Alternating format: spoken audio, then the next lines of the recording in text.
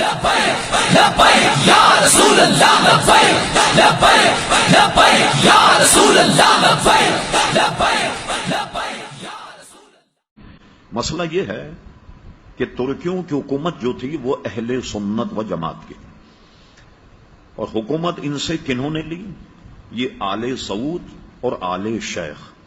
آل سعود سے مراد یہ بادشاہ ہیں جو چل رہے ہیں، اور ٹیک اوور کرنے کے بعد انہوں نے اس کا نام ہی سعودی عرب اس لیے رکھا، اس کا نام سعود تھا جس نے حملہ کر کے مسلمان حکومت لی۔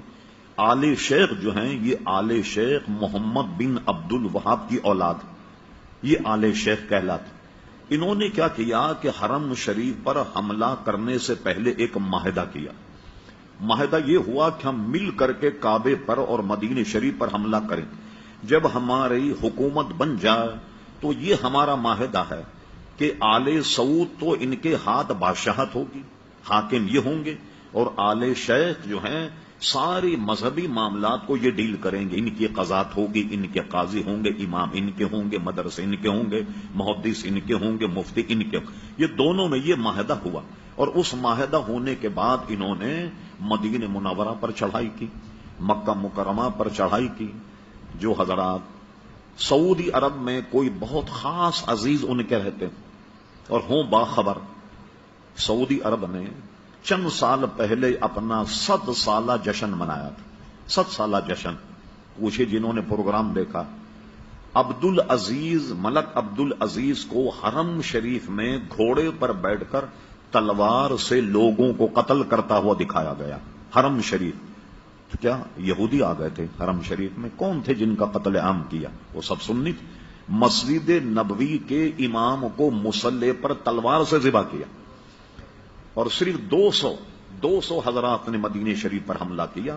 میں سن 77 میں پہلی مرتبہ مدینہ شریف گیا، قطب مدینہ حضرت اللہ مولانا ضیاء الدین صاحب مدنی رحمت اللہ علیہ کے یہاں 40 دن رہا، معاملات سنتا رہا، تو انہوں نے بتایا کہ صرف 200 آدمیوں نے حملہ کیا تھا مدینہ شریف، اور وہ اتنے پکے دیندار سنی تھے ترکی کہ جب انہوں نے حملہ کیا انہوں نے ہتھیار ڈال دی، اور یہ کہہ کر ہتھیار ڈال دیے کہ حرم رسول میں ہم قتل نہیں کریں گے۔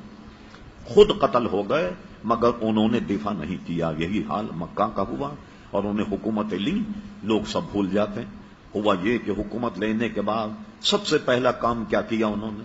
یہ بات ہے 1925 کے بعد کی 29 تک اور 30 تک ان کا آپریشن مکمل ہوا۔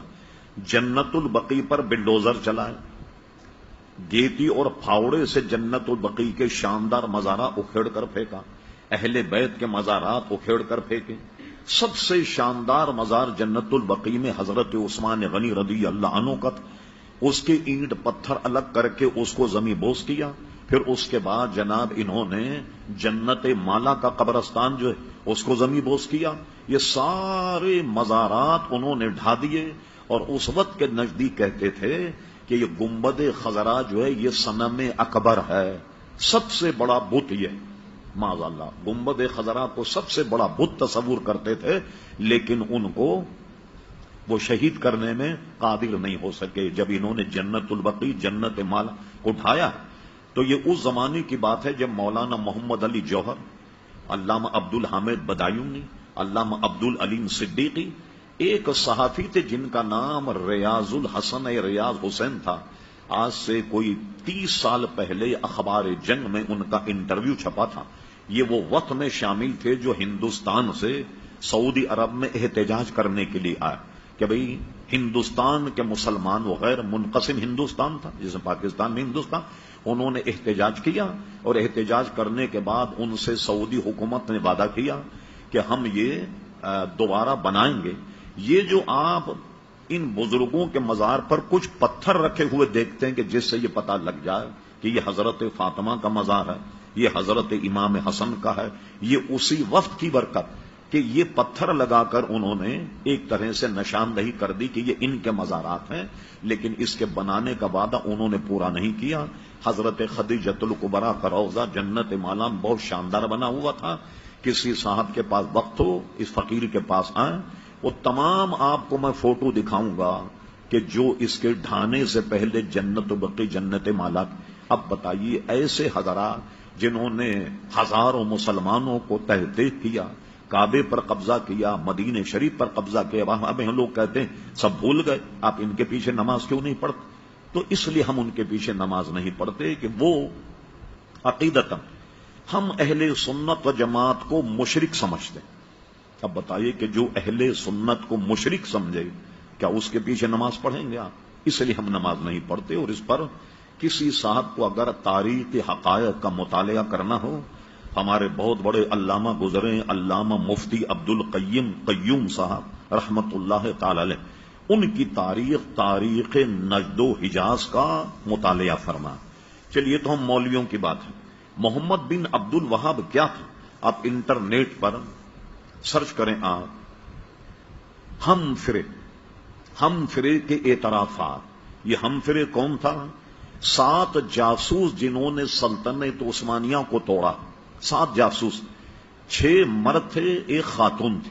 تو انہوں نے استنبول میں جا کر کیسا تفرقہ ڈالا، یہ جو بتا رہا ہوں میں آپ کو، ہم فرے، اس نے استنبول میں ایک شیخ کے پاس بیٹھ کر درس نظامی پڑھا، عربی زبان پڑھی اور جاسوسی کی، اور کہتا تھا کہ کبھی بھی کسی کو مجھ پہ شک ہو جاتا کہ جاسوسی کا، میں فوراً عربی بولنا شروع کر دیتا۔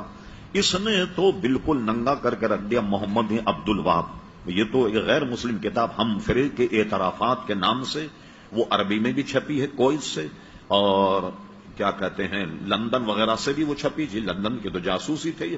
یہاں اگر آپ جائیں برٹش ایمبیسی، آپ کو یہاں انگریزی میں کتاب مل جائے گی، وہ یا ہم فرے کے اعترافات، اور اردو زبان میں بھی کسی نے یہاں پاکستان کے کسی پروفیسر نے ترجمہ کیا، کتب خانے جو ہیں چھان بین کیجیے، اس میں آپ کو کتاب مل جائے۔